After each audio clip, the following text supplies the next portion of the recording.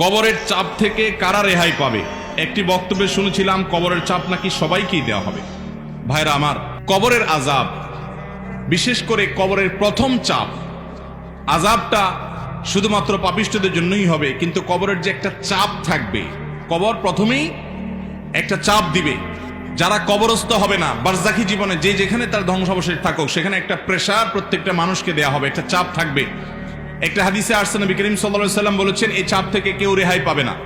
যদি কবরের চাপ থেকে কেউ রেহাই পায়, তাহলে সে সাদ ইবনে মুআজ রাদিয়াল্লাহু তাআলা একজন সাহাবীর কথা বলেছেন, তিনি পাবেন। এছাড়া আর কেউ কবরের চাপ থেকে রেহাই পাবে না। তবে এটা আলমুল গায়েবের বিষয়, কেমন হবে সেটা একমাত্র আল্লাহ ভালো জানেন। এটা ঠিক, যারা ঈমানদার তাদের চাপটা হবে সহনীয়, যারা বেঈমান তাদের চাপটা হবে অসহনীয়। এই জন্যই কবরের এই জগৎটা সম্পর্কে সবচেয়ে বেশি ভয় পেতেন সাহাবায়ে কেরাম এবং খুদ রাসূল আকরাম সাল্লাল্লাহু আলাইহি ওয়াসাল্লাম সাবধান করতেন। তিনি বলেছেন, কবর হলো আউয়ালু মানাজিলিল আখিরাহ, আখিরাতের প্রথম ধাপ। যে ব্যক্তি এই ধাপে পার পেয়ে যাবে, তারপরে সব ধাপগুলো সহজ হবে ইনশাআল্লাহ।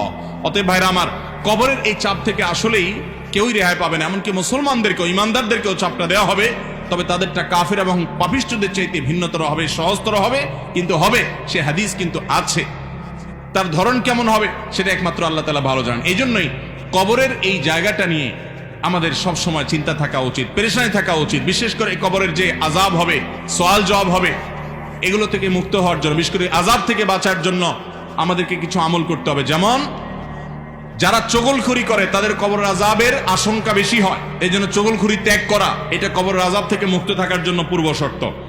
আরেকটা হলো পেশাব থেকে ভালো করে পরিচ্ছন্ন হওয়া, পবিত্র হওয়া। ঘর বাড়ি, জামা কাপড়, শরীর পেশাবে মাখামাখি না করা, যত সম্ভব পেশাব থেকে পরিচ্ছন্ন থাকা। কারণ নবী রাসূলুল্লাহ সাল্লাল্লাহু আলাইহি ওয়াসাল্লাম বলেছেন, ইস্তানজাহু মিনাল বাউল, তোমরা পেশাব থেকে পবিত্র হও ভালো করে।